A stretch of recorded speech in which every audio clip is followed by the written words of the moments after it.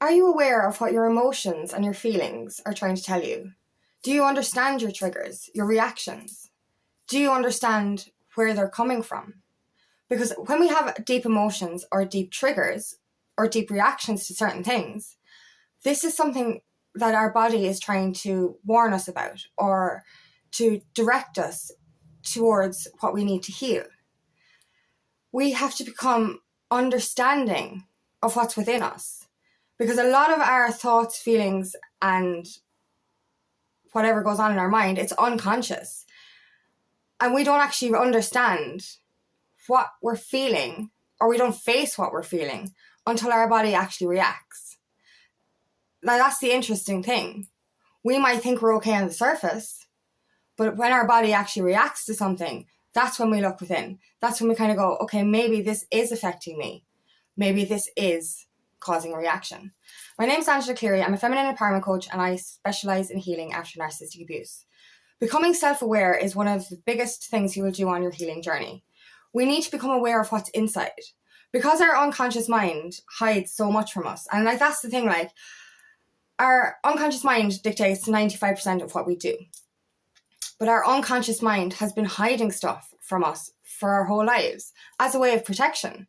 And because of this, we don't actually face our feelings. We bury our emotions. We bury our feelings. We bury our thoughts. We bury our reactions. We bury everything that we don't want to face. And the thing is, we're going to react in certain ways, and we're going to continue to react in certain unhealthy ways until we actually face why we are reacting in this way. And that's the thing, to become self-aware of what your body is trying to tell you, what your mind is trying to tell you, what your soul is trying to tell you. We have to become aware of why we're reacting in certain ways. Why are you triggered? Why are you angry? Why are you emotional right now?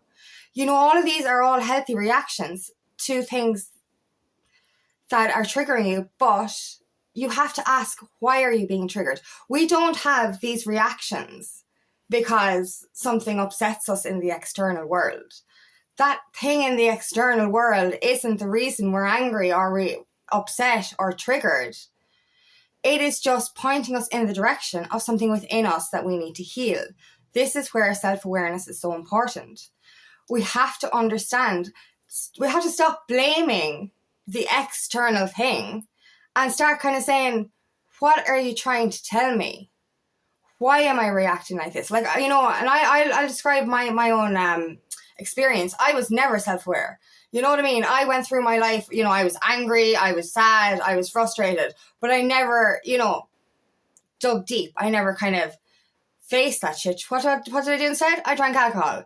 I drank a lot of alcohol, or, I spent a lot of time with people, or, I distracted myself. Addictions don't have to come in the shape of substances. It can come in the shape of distractions. And this is the thing. We're not self-aware, or we don't become self-aware, because we do not listen to ourselves and we do not listen to our bodies, because we don't give ourselves the time. That's it. We're distracting ourselves with music, with socializing, even with work.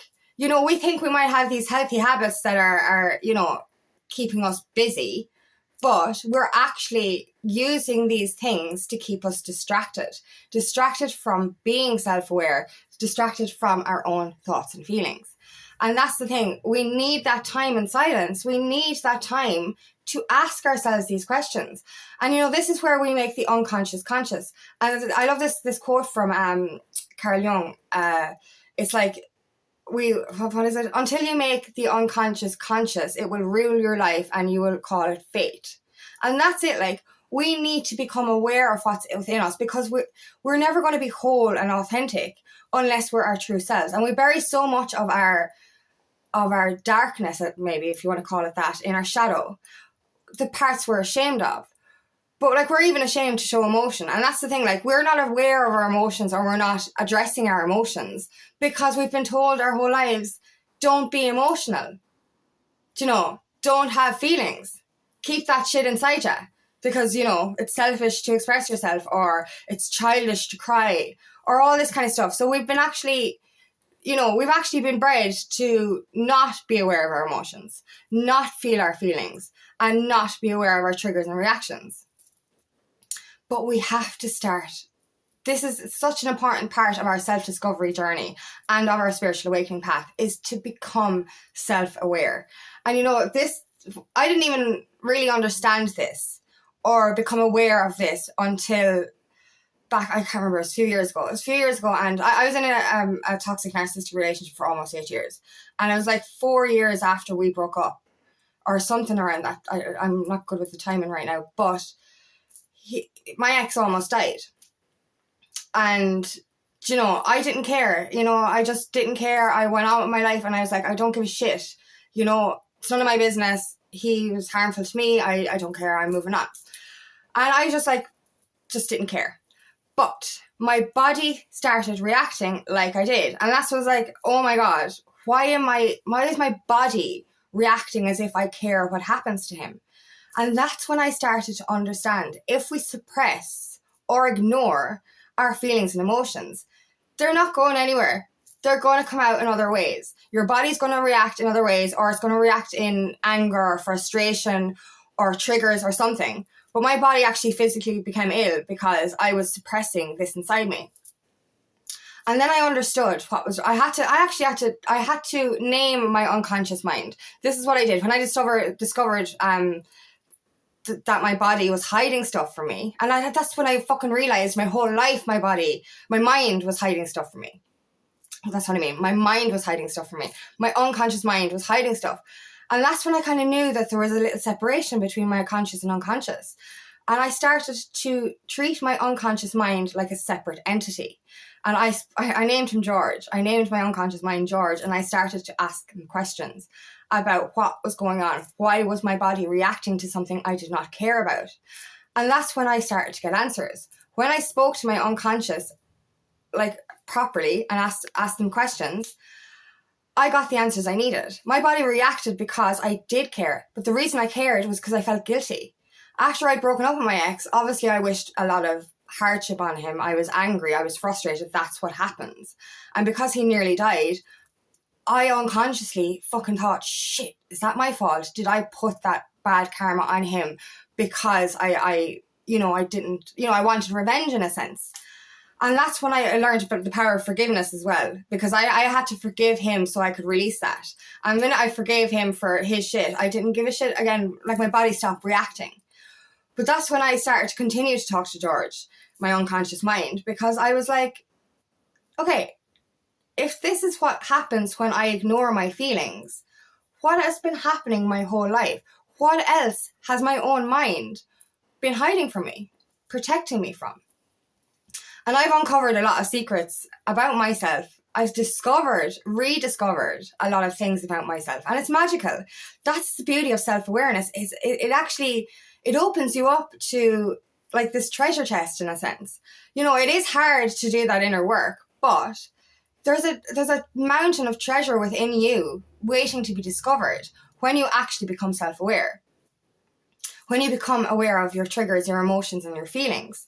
And that's the thing. Everything I've gone through now, like this is the last few years now that I've discovered this, and I've consciously been aware of myself. I talk to myself on a daily basis when I especially when I'm healing, because I would have to openly dialogue with myself to find out what's going on this time. What am I feeling? Why am I reacting this way? And that's the thing. Like we're constantly going through this up and down roller coaster with this spiritual awakening. So we're always going to be hitting bouts of healing, as I call it, just bouts of healing.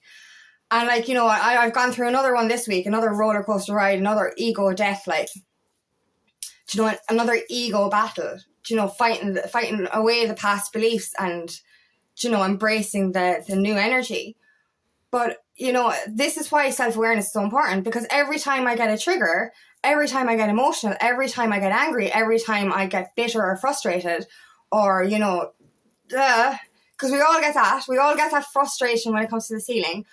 But I ask myself, what is this trying to tell me? And I'm grateful for it as well. And don't get me wrong. At the start, I'm like, grr, fuck this shit, like. And then I start to ask myself the questions, and I start to ask, why am I feeling this way? What is it about this trigger that has made me angry, has made me upset, has made me feel less worthy, has made me feel rejection? And that's it. Like, you ask yourself these questions. And, like, you know, it's not, as I've said, it's not that external thing that really is the reason for this. It's the stuff that's within you that needs to be healed. You know, and, like, that's where the frustration comes in. Like, you know, we can get angry with the people around us. We can get angry with, you know, certain things for triggering us. But we have to say, like, that's not that we should be saying thank you to the triggers, because the triggers are our guides to understand what's within us that needs to be healed. So the stuff that I went through this week, it was like, what part of me still needs to be healed? What is this telling me? You know, why am I feeling this way? What part of my wounded inner child do I need to nurture this week to get me through this? And I love this because this, like, you know, the healing journey is fucked, but the more self-aware we become, the quicker the bouts of healing become as well. So, you know, your roller coaster is like, ego is loud, and then the soul is trying to match that. And, like, you know, usually at the start of our journey, the ego is very loud, but this week, thankfully, the ego has been quietened quickly because I'm self-aware.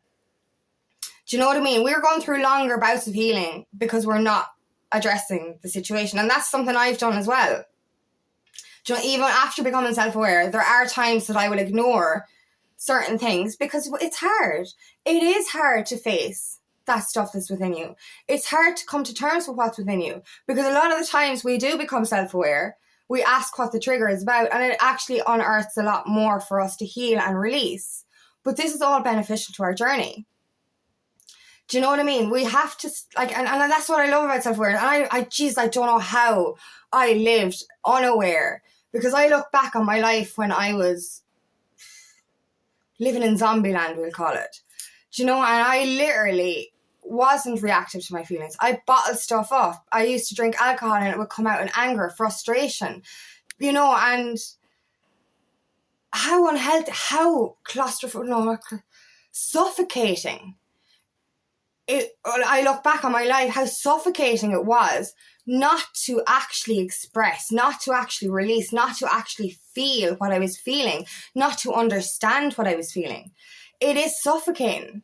And, you know, the more aware I am becoming, and, like, I literally, every emotional reaction I have, I will address it. And it's a simple thing of, like, even if I'm watching a movie and I'll have a cry, right? I cry at everything. I cry at happy, I cry at sad, I cry at ad breaks. I'm just the way I am. And I love it. I love expressing myself through crying. I just love it. But I'll know if there's a trigger coming, because, like, you know, I'll cry at the same movie more than I did last time. Not because the movie is sadder, because the shit inside me needs to be dug out and healed. And there's another question then that I'll ask myself. I'm like, why am I crying more today? Because I have something within me that needs to be faced and released. What do I need to face and release? And, like, you know, it's not just about emotion.